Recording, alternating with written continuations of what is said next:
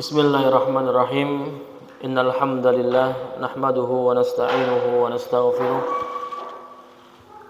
wa na'udzu billahi min shururi anfusina wa min sayyiati a'malina may yahdihillahu fala mudilla lahu wa may yudlil fala hadiya lahu. Asyhadu an la ilaha illallah wahdahu la syarika lahu wa asyhadu anna Muhammadan 'abduhu wa rasuluhu la nabiyya ba'da. Wassalatu wassalam ala nabiyil mustafa wa rasulil mujtaba khairil anami wal wara nabiyyuna Muhammad ibn Abdullah wa ala alihi wa sahbihi ajma'in. Amma ba'du. Assalamualaikum warahmatullahi wabarakatuh. Alhamdulillahirabbil alamin. Pertama-tama marilah kita bersama memanjatkan puja dan puji syukur kita kepada Allah Subhanahu wa taala yang telah memberikan kita banyak sekali bentuk kenikmatan, dan diantaranya nikmat yang sedang kita rasakan pada saat ini, yaitu nikmat bisa merasakan melaksanakan salat berjamaah lalu dilanjutkan dengan bermajelis. InsyaAllah kita berdoa semoga Allah menurunkan rahmatnya untuk kita semuanya, amin ya rabbal alamin. Yang kedua, salawat serta salam kita haturkan kepada junjungan kita Nabi besar Muhammad sallallahu alaihi wasallam beserta para keluarga dan seluruh sahabat-sahabat Rasulullah sallallahu alaihi wasallam. Insyaallah pada malam hari ini kita lanjutkan pembahasan kita di kitab Mukhtasar Minhajil Qasidin karya Imam Ibnu Qudamah Al-Maqdisi rahimahullahu taala. Melanjutkan pembahasan di pertemuan yang sebelumnya, masih di dalam Kitabu An-Nikah wa Adabihi wa ma yata'allaqu bihi. Masih di dalam pembahasan nikah dan etika-etika di dalamnya. Insyaallah pada malam hari ini masuk ke dalam pembahasan 12 etika di dalam rumah tangga, yang mana insyaallah setengahnya dari 12 itu saya bahas pada malam hari ini, dan setengah lagi insyaallah di pertemuan yang akan datang. Karena kalau dibahas keseluruhannya pada satu majelis itu terlalu panjang. Baik, bismillahirrahmanirrahim. Qala musannif rahimahullahu taala, nafa'ani wa iyyakum bi'ulumihi fid dunya wal akhirah, amin ya rabbal alamin. Faslun fi adabil muasyarah والنظر فيها على الزوج وفيما على الزوجة. أما الزوج فعليه مراعاة الاعتدال والأدب في 12 أمرا. Ada 12 etika yang perlu dilakukan atau diperhatikan oleh seorang suami dalam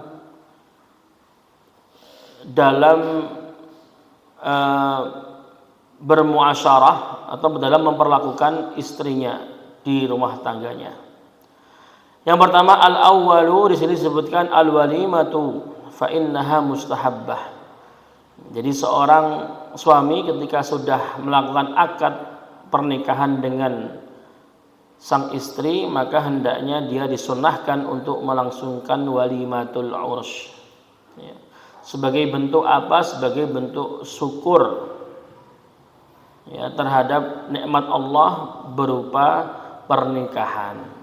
Dan ini sifatnya mustahab, dianjurkan saja. Maka bagi siapa yang mampu, maka hendaknya dia melakukan walimah, mengadakan walimah. Dan hidangan terbaik di dalam walimah adalah daging kambing.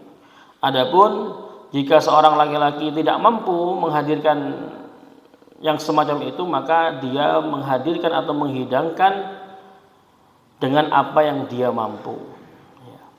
Intinya dalam walimah itu ada kesyukuran di sana. Lalu yang kedua adalah ada ikhbar, ada bentuk kabar kepada masyarakat luas bahwasanya telah dilangsungkan pernikahan antara dirinya dengan istrinya, agar tidak terjadi fitnah di masyarakat.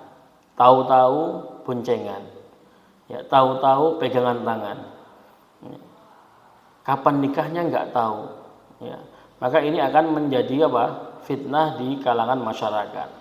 Maka walimah itu sebagai wujud ikhbar atau pemberian kabar kepada masyarakat luas agar beritanya itu mutawatir. Oh, si fulan sama si fulanah sudah menikah tanggal sekian di tempatnya ini. Dan itu akan meluas sehingga orang-orang tahu, khalayak ramai tahu atas status antara kedua mempelai tadi. Yang kedua, etika yang kedua adalah husnul khuluq ma'az zaujah. Seorang suami harus memiliki akhlak yang baik terhadap istrinya. Wahtimalul adza minhunna liqusuri aqlihinna. Dan mampu menghadapi ujian atau cobaan dari seorang istri liqusuri aqlihinna, karena kekurangan atau kurangnya akal mereka.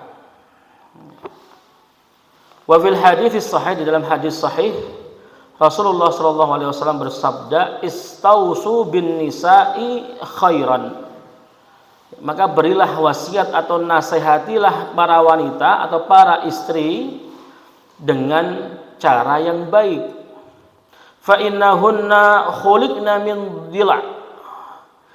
Karena mereka sesungguhnya para wanita itu khuliqna, mereka diciptakan min dhila'in, dari tulang rusuk.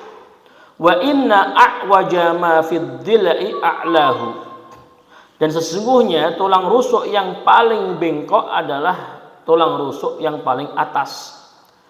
Fa in dhahabta tuqimahu kasartahu.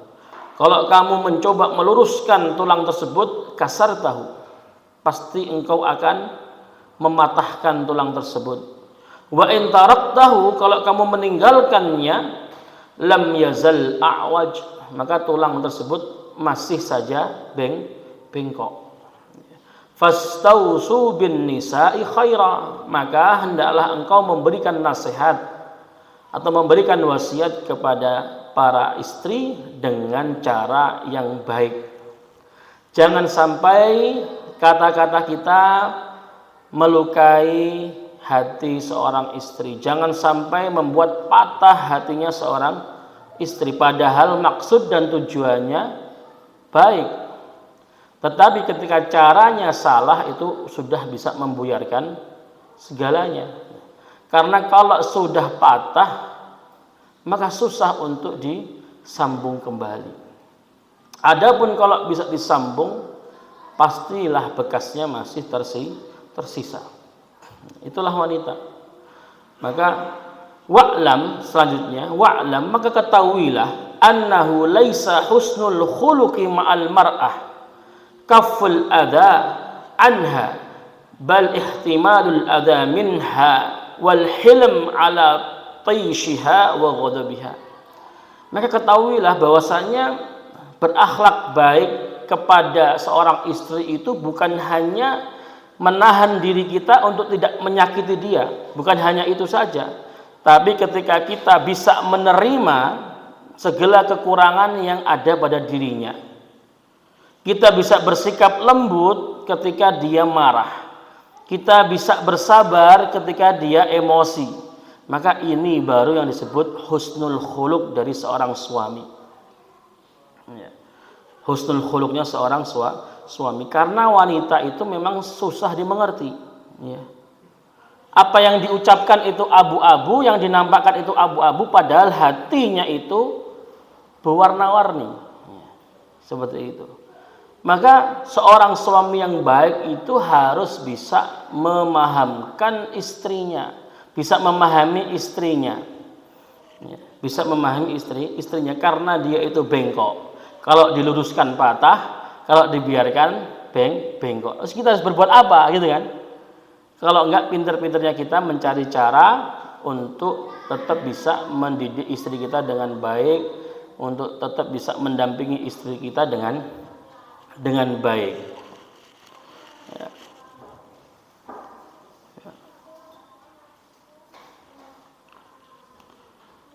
Iktidaan belum.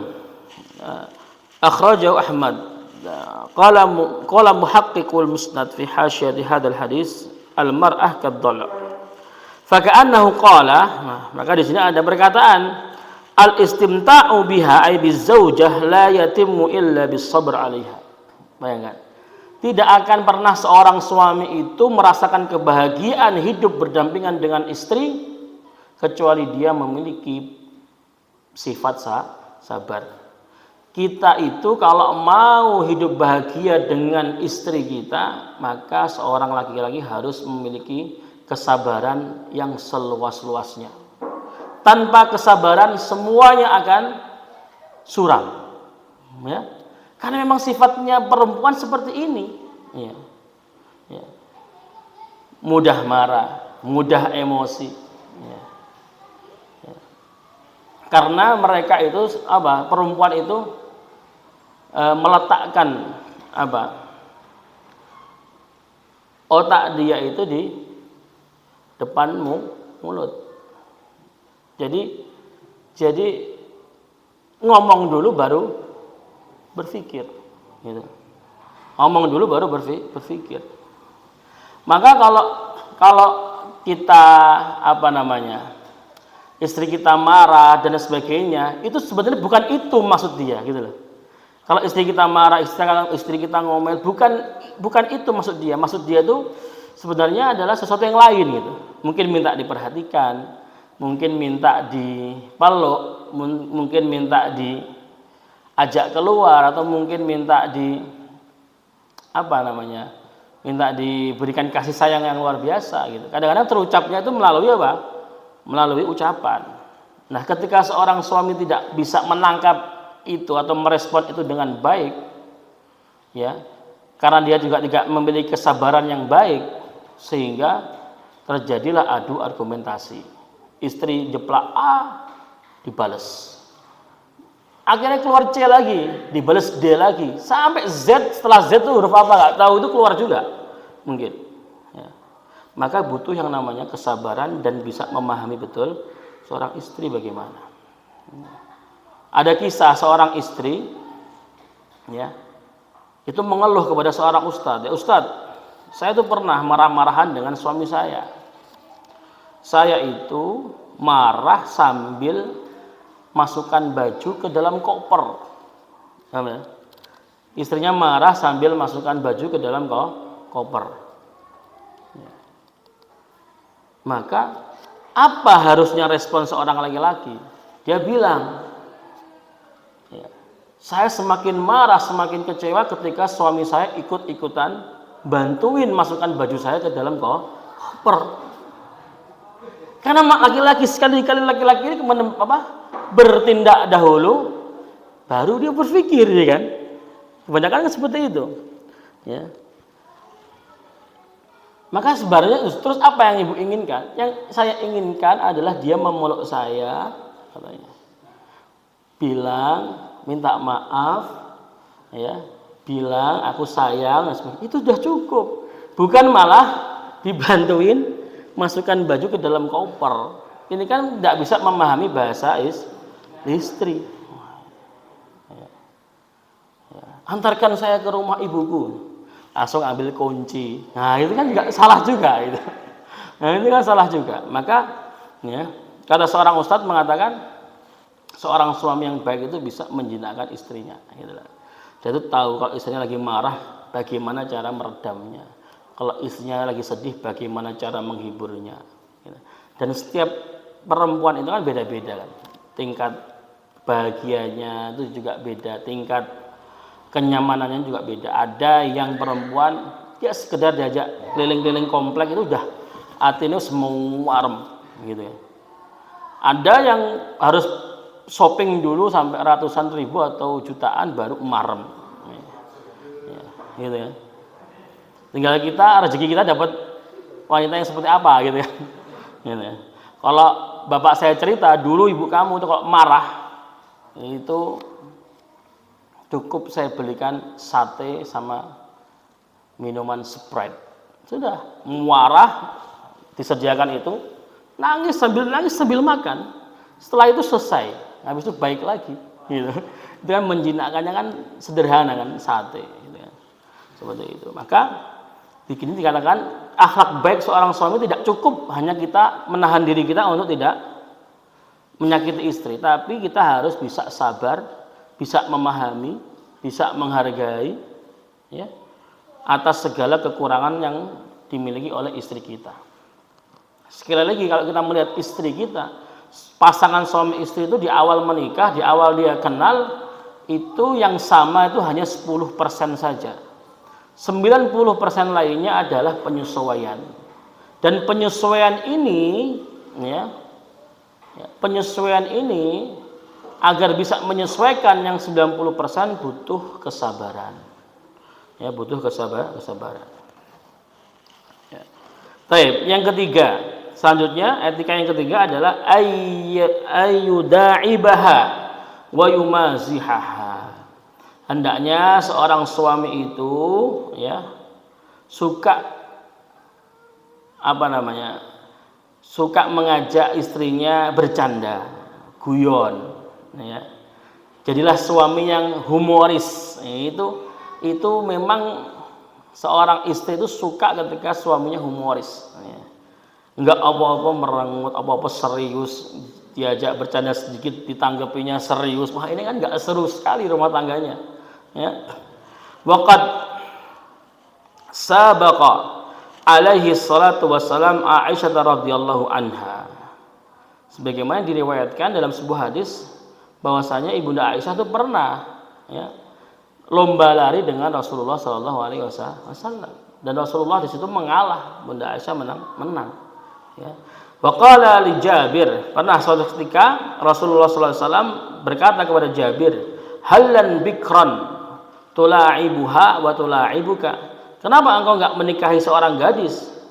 Ya, karena kalau engkau menikahi seorang gadis, engkau bisa mencandai dia bisa mencandai kamu, gitu.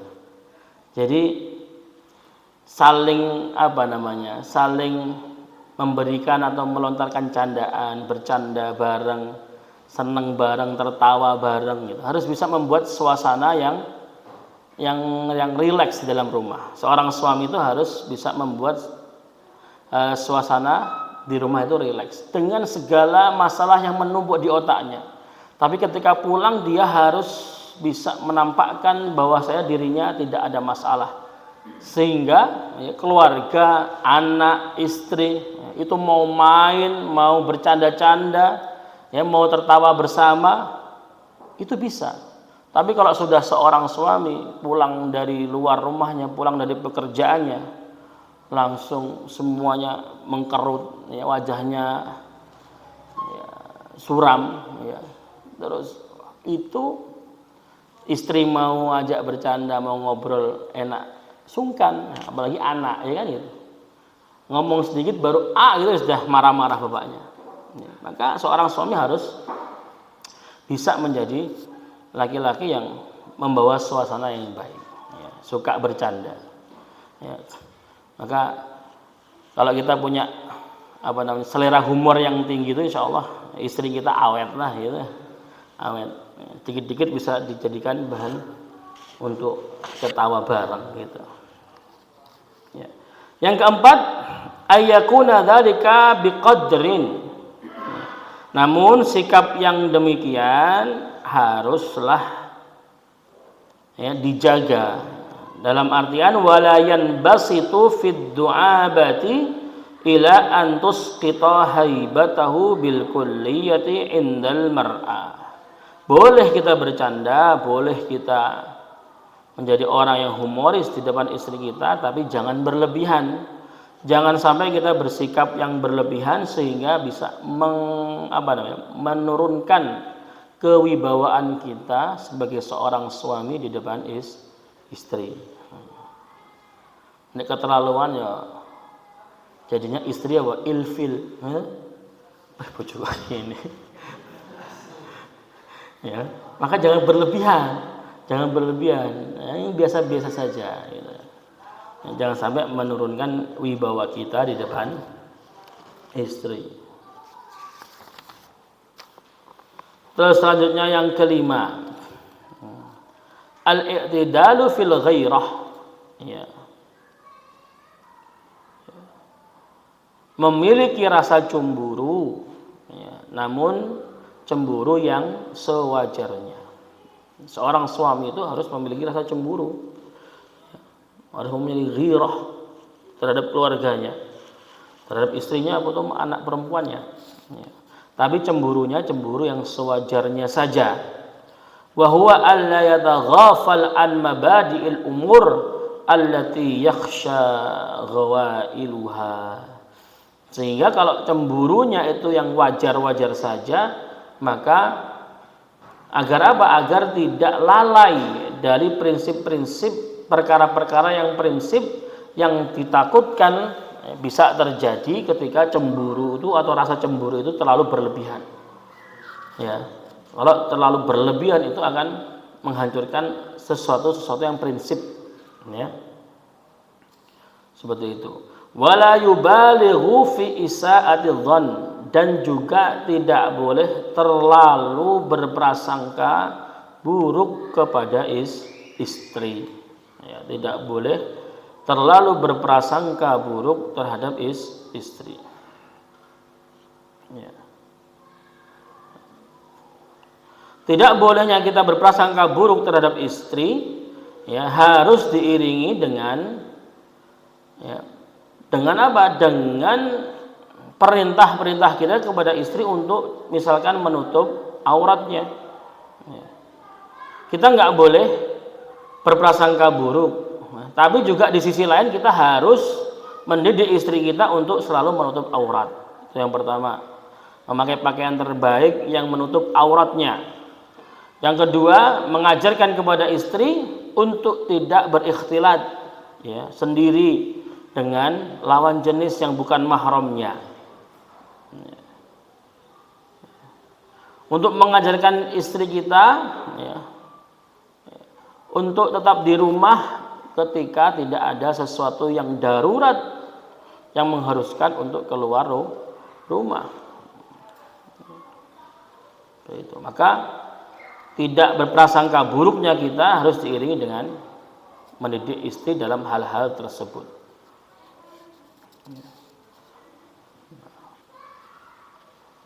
Ini nggak mau berprasangka buruk, tapi istri dibiarkan keluar sampai malam, dibiarkan pakai pakaian yang tidak menutup aurat. Wah, ini ya rusak ini. Ya. Suaminya rusak, istrinya juga akan jadi rusak. Itu ya. Maka tidak boleh cemburu yang berlebihan sehingga nanti bisa menghancurkan prinsip-prinsip, ya, dalam rumah tangga. Contohnya apa? Mudah mengucapkan kalimat talak atau cerai. Nah, maka itu kan prinsip, ya, maka nanti ditakutkan itu akan jatuh ke dalam perkara itu, atau, ya, jatuh kepada perkara apa? Kekerasan dalam rumah tangga. Ya, nanti istrinya ditonjok sampai lebam biru. Wah, ya. Ini kan dari sesuatu yang berlebihan. Waqad nahan Nabi sallallahu alaihi wasallam, selanjutnya waqad nahan Nabi sallallahu alaihi wasallam ayat ruqa ar-rajul ahlahu lailan. Dan Rasulullah sallallahu alaihi wasallam melarang seorang laki-laki ayat ruqa, ya, mengetuk pintu istilahnya. Ya, tapi maknanya adalah mendatangi istrinya pada malam hari. Maksudnya bagaimana? Ya. Annahu yukrahu liman tala safaruhu ayuqaddama ala imra'atihi lailan baghtah. Jadi seorang laki-laki itu tidak boleh ketika dia sudah safar meninggalkan rumah, ya, berhari-hari atau safar jauh, lalu dia tiba-tiba datang malam hari mendatangi istrinya, itu tidak boleh. Kenapa? Ya. Kenapa? Karena bisa jadi ketika, ya, seorang laki-laki yang sudah safar, misalkan pilot atau pekerjaannya sama pilot, terus apa, tentara, terus ya dai-dai ini kan, ya, yang jadwalnya sudah luar kota, nasional, ya kan. Itu kalau pulang, misalkan sudah meninggalkan rumah ya agak lama itu jangan pulang malam atau jangan mendatangi istrinya malam-malam. Karena ditakutkan apa? Istrinya itu masih belum siap-siap. Nah, ini yang bujang ini kurang ngerti insya Allah ya. Yang sudah menikah insya Allah ngerti. Ya, takutnya seperti itu. Ya. Takutnya seperti itu, maka jangan. Ya. Dan dari hadis Jabir dikatakan idza dakhalta lailan fala tadkhul ala ahlik hatta tastahiddal mughibatun wa tamtashitu asy-sya'satu. Dari hadis Jabir dikatakan idza dakhalta lailan, kalau kamu masuk malam-malam atau mendatangi istrimu malam-malam, pulang malam-malam, fala tadkhul ala ahlik, ya, maka jangan masuk ya, ke dalam rumahnya hatta sampai dia tastahidda mughibah, sampai dia mencukur bulu kemaluannya, wa tamtashitu asy-sya'sah, dan sampai dia menyisir rambutnya. Istilahnya itu apa ya, istri itu kalau malam-malam antum lagi jauh lagi safar jauh, tiba-tiba antum mendatangi istri itu belum siap apa-apa gitu. Istri belum siap apa-apa. Maka kabari dahulu sebelum kita pulang agar istri kita itu bisa menyisir rambutnya, mempersiapkan segalanya, pakai parfum, terus pakai make up mungkin ya kan. Untuk apa? Untuk menyambut suaminya pulang seperti itu. Jadi kalau tiba-tiba pulang, wah nanti rambutnya udah pasti ke atas ya. Ya. Terus wajahnya masih kucel ya. Terus masih dasternya mambu bisa ya. Itu kan akan menyakiti laki-laki kan gitu kan, akan membuat laki-laki itu enggak sedap memandang dia gitu kan. Sedangkan seorang istri itu kan ya, yang baik adalah yang selalu enak untuk dipandang gitu lah, yang selalu enak untuk dipandang. Ya.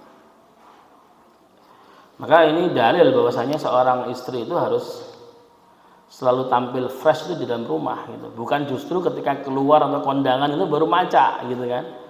Justru pas di rumah itulah silahkan mengeksplor diri dengan segala merek-merek make up ya. Mau pakai bedak warna hijau ya monggo kalau itu merasa cantik ya. Ya, seperti itu. Mau menggambar alisnya sampai melingkar-lingkar gini ya silahkan kalau memang itu disukai oleh suaminya gitu. Ya. Bukan malah sebaliknya, wah di rumah gak karu-karuan, baru kalau keluar parfumnya ya, terus lama sekali bedakannya, nyisir rambutnya, di kamar mandinya lama. Ini kan udah buat siapa? Cantiknya istri buat siapa kalau bukan buat para suami. Gitu ya. Jadi jangan pulang malam-malam. Kalaupun harus pulang malam-malam dan ingin mendatangi istri malam-malam, SMS. Dek, Mas pulang. Ya. Kasih kode. Ya. Ya, seperti itu. As-sadisu, ya yang keenam, al-i'tidalu fin nafaqah. Ya, al-i'tidalu fin nafaqah. Ya, berikanlah nafkah kepada keluarga kamu dengan sewajarnya. Ya, maksudnya adalah dunal israf wa taktir. Dengan sewajarnya itu apa? Tidak kikir, tidak pelit, dan juga tidak terlalu berlebihan. Ya, tidak terlalu berlebihan.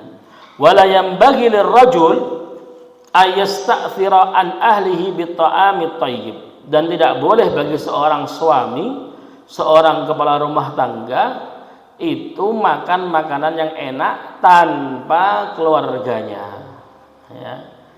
Enggak boleh. Fa inna dzalika mimma yughirus sadar. Karena hal itu bisa membuat hati kecewa. Nah, maka bapak-bapak ini kalau keluar rumah ya, kalau misalkan mampir di warung atau di restoran itu ya minimal itu bawa bungkusan itu. Jangan hanya membawa kabar saja. Dia tadi makan di restoran itu, oh enak gudamine. Mana kreseknya mana? Tidak ada. Dia bisa menyakiti hati keluarga. Maka kalau kita dulu pernah kumpul sama Ustadz Hermanto itu, ya kumpul makan-makan ya, itu pasti dibawain Dibawain makanan dari rumah makan itu. Ini saya buat ketuk pintu rumah gitu. Ya, karena nggak boleh kita tuh makan sendirian, makan yang enak-enak ya. Di rumah makan kita makan gurame, di rumah anak kita makan tahu tempe misalkan. Ya, maka dibawakanlah kurang, harus bawa oleh-oleh. Paling tidak kita keluar kemana-mana, itu paling tidak kita pulang itu membawa oleh-oleh makanan untuk anak istri kita di rumah. Seneng itu, apapun isinya, yang penting bawa kresek itu insya Allah udah seneng ya. Meskipun istrinya hanya lemper gitu insya Allah seneng ya. Ada yang dibuka gitu, ada yang di unboxing lah gitu ya, gitu ya. Nggak boleh makan di luar sendirian tanpa membungkuskan untuk anak-anaknya atau anak istrinya. Baik, yang ketujuh ya, ayat ta'allama al-mutazawwij min ilmil haid wa ahkamihi wa ma yadri bihi kaifa muasyaratul haid. Baik. Seorang laki-laki ya dan pasangan suami istri harus mengetahui ilmu tentang haid dan hukum-hukumnya. Ini penting ya. Haid dan hukum-hukumnya, karena ini berhubungan dengan masalah muasyarah dia, masalah hubungan badan suami istri. Ada hubungannya dengan masalah ibadah. Maka harus diajarkan, harus tahu seorang suami akan ilmu yang berkenaan dengan haid dan istihadah. Karena ini ya berhubungan dengan syariat ya, maka harus tahu ya. Apa yang harus diajarkan oleh seorang suami ya. Yang pertama, suami harus tahu ya, bahwasanya ketika kondisi seorang istri itu dalam kondisi haid, maka dia tidak boleh mendatanginya, tidak boleh menggauli istri dalam kondisi haid ya. Maka barang siapa ya yang mendatangi istrinya dalam kondisi haid, maka dia wajib membayar kafarah. Membayar kafarah sebagai apa? Tebusan atas kesalahan yang dia lakukan. Di dalam hadis Rasulullah SAW bersabda, man ata zaujatahu wa hiya haidun falyatasaddaq bidinarin aw nisfid dinar. Barang siapa yang mendatangi atau menggauli istrinya sedangkan istrinya dalam kondisi haid, maka hendaknya dia bersedekah dengan 1 dinar atau dengan setengah dinar ya. Wa qila li Ibnu Abbas ya. Maka dikatakan, apa maksud dari 1 dinar dan setengah dinar? Maksud dari 1 dinar adalah ketika seorang suami mendatangi atau menggauli istrinya di awal waktu haid ya, ketika darahnya itu masih banyak ya, maka dia membayar 1 dinar. Sedangkan nisfu dinar itu bagi suami yang mendatangi istrinya dalam kondisi haid di akhir-akhir masa haidnya atau ketika darahnya sudah mulai berkurang. Itu kafarahnya 1 dinar atau setengah dinar. 1 dinar itu berapa? 4,25 gram emas atau sekitar 4 juta ya. 4 juta itu sedekah 4 juta itu ya. Kalau di akhir-akhir masa haid ya, sedekahnya 2 jutaan lah gitu. Itu sebagai kafarah. Ya, ini semua jika apa? Jika ada unsur kesengajaan. Ya, jika ada unsur kesengajaan. Ya, tapi kalau nggak tahu ilmu ini ya bacut ya. Ya, di YouTube banyak, di Google juga banyak. Tinggal dicari hukum menggauli istri ketika haid. Sudah pasti langsung haram gitu ya. Saya harus tahu ini, harus tahu ya. Dan seorang istri juga harus tahu bagaimana cara ya, memberikan kenikmatan kepada seorang suami ketika dia posisinya sedang haid ya. Maka apakah Rasulullah SAW meninggalkan istrinya ketika istrinya haid? Tidak. Maka Rasulullah dalam sebuah riwayat dikatakan, ya, ketika hendak mendatangi istrinya dan istrinya sedang haid, maka Rasulullah menyuruh istrinya untuk apa? Mengencangkan sarungnya. Lalu beliau apa? Ya, mendatanginya selain dari farjinya. Dalam hadis dikatakan isna'u kulla syai'in siwan nikah. Ya, perbuatlah apapun, ya, dengan istrimu yang sedang haid kecuali an-nikah. Maksudnya nikah di sini apa? Nah, itu berjima seperti itu. Jadi tidak boleh. Lalu yang selanjutnya apa? Ya. Ya. Mengajarkan mengetahui antara darah haid dan darah istihadah. Ya, maka seorang laki-laki wajib mengetahui ada 4 perbedaan antara haid dan istihadah. Darah haid itu yang pertama warnanya kehitam-hitaman, hitam atau kehitam-hitaman. Sedangkan istihadah warnanya merah. Yang kedua, dari segi baunya, ya, darah haid itu memiliki bau yang tidak sedap, sedangkan istihadah tidak memiliki bau. Ya. Ya. Lalu haid itu, ya, sifatnya itu agak kental, sedangkan istihadah itu encer. Yang keempat, haid itu ada durasinya, ya, keluarnya itu ada durasinya, sedangkan istihadah itu, ya, tidak ada durasinya. Mungkin saja istihadah itu bisa darahnya itu keluar terus 1 bulan penuh, 1 bulan penuh. Tapi kalau darah haid itu maksimal keluarnya berapa hari? 15 hari. Ya, maksimal keluarnya 15 hari. Harus tahu. Ya. Terus, ya, harus mengajarkan kepada istrinya hal-hal apa saja yang tidak boleh dilakukan ketika masa haid. Tidak boleh sholat, ya, tidak boleh puasa. Ya. Dan, ya, sedangkan pada istihadah, seorang wanita yang mengeluarkan darah istihadah maka dia tetap berkewajiban untuk sholat, berkewajiban untuk puasa, dan dia boleh didatangi oleh suaminya, ya, karena darah istihadah itu bukan dari rahim keluarnya, jadi dari pembuluh darah gitu. Karena itu darah penyakit seperti itu, bukan darah yang alami seperti haid. Ya. Terus juga di sini dikatakan fayu'arifuha annaha idza inqata adamuha qabla maghrib bimiqdari raka'atin fa 'alaiha adz-dzuhr wal 'ashr.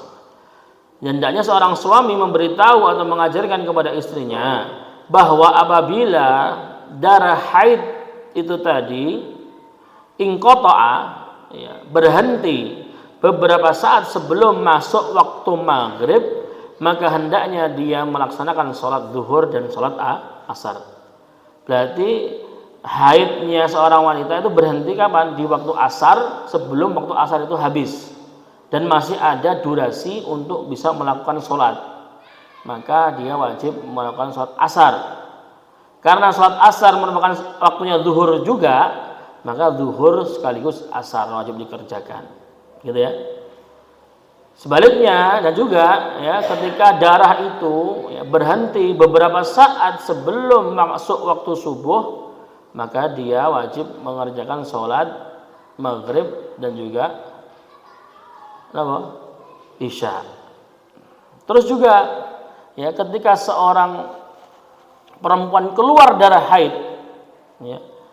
ya, ketika masuk waktu zuhur dan dia memiliki durasi sebelum keluar itu, durasi yang bisa dia gunakan untuk melakukan sholat zuhur secara kamil, ya, maka sholat zuhurnya harus diqadha. Misalkan zuhur jam 12, ya, jam setengah 1 dia keluar darah haid, ya, maka di sini kan sebenarnya ada jeda 30 menit, ya, dari waktu masuk zuhur yang bisa dia lakukan untuk melaksanakan sholat zuhur, tapi sudah kedahuluan apa? Keluar darah haid. Maka di sini, ya, para ulama ada yang mengatakan wajib apa? Mengqadha zuhurnya nanti, seperti itu. Kecuali kalau misalkan jam sebelum zuhur pas keluar darah haid, baru adzan zuhur ya sudah, tidak ada kewajiban untuk mengqadha salat zuhur. Atau jam 12 lebih 3 menit. 3 menit itu kan waktu yang enggak cukup untuk melakukan wudu, menutup aurat, untuk sholat kan enggak cukup kan? Maka tidak ada kewajiban. Seperti itu. Ya. Wa hadza la yakadun nisa'u yura'inahu. Maka seorang suami harus betul-betul tahu permasalahan tentang masalah haid ini, ya. Agar tahu ya, kapan dikatakan haid, kapan dikatakan istihadah, seperti itu. Paling tidak seorang suami tahu apa jadwal ya, haid ya, istrinya, seperti itu, dan anak perempuannya juga, biar tahu hukumnya gitu loh. Ketika nanti suatu ketika, loh mas kemarin saya sudah berhenti darahnya, kok sekarang ini sudah keluar lagi, ini darah apa? Wah bingung, ini darah apa ini? Gitu kan? Oh kamu kemarin tanggal berapa? Tanggal sekian. Sekarang hari keberapa? Oh masih dalam waktu 15 hari. Oh ini masih dihitung darah haid. Nah, berarti kamu tak boleh sholat, tak boleh puasa gitu. Seperti itu. Makanya penting sekali ya, penting sekali seorang suami mengetahui, mempelajari ahkamul haid ya, ahkamud dima ya. Dan bagi suami yang tidak mau mempelajari ahkam haid ini, maka hendaknya dia mengizinkan para istri untuk keluar rumah untuk belajar hukum-hukum tentang haid gitu. Sebenarnya ya semuanya itu bisa tinggal tanya kepada suami gitu. Suami itu yang belajar, nanti istri itu tinggal tanya ke suami, tidak perlu jauh-jauh keluar rumah untuk belajar. Yang masalah karena suaminya ya nggak mau belajar, itu kan repot gitu. Ya. Tapi itu yang ketujuh. Ya. As-saminu yang ke-8 sampai yang ke-12 insyaallah kita akan bahas di pertemuan yang akan datang. Yang ke-8 itu ada etika berpoligami. Yang ke-9 itu ya, ada nusyus, ketika istri itu melakukan sebuah pembangkangan, itu bagaimana etika kita. Yang ke-9 itu nanti ada apa namanya, yang ke-10 ada adab dalam bersetubuh. Yang ke-11 ada adab ketika melahirkan. Banyak sekali insyaallah ya. Tinggal berapa nih? 5 saja, nanti insyaallah kita teruskan di pembahasan minggu depan ya. Mungkin kita cukupkan pembahasan kita pada malam hari ini dengan bersama membaca alhamdulillahirabbil alamin. Mari kita tutup dengan bersama membaca doa kafaratul majelis. Subhanallah. Syukran. Assalamualaikum warahmatullahi wabarakatuh. Monggo yang bertugas adzan silakan adzan.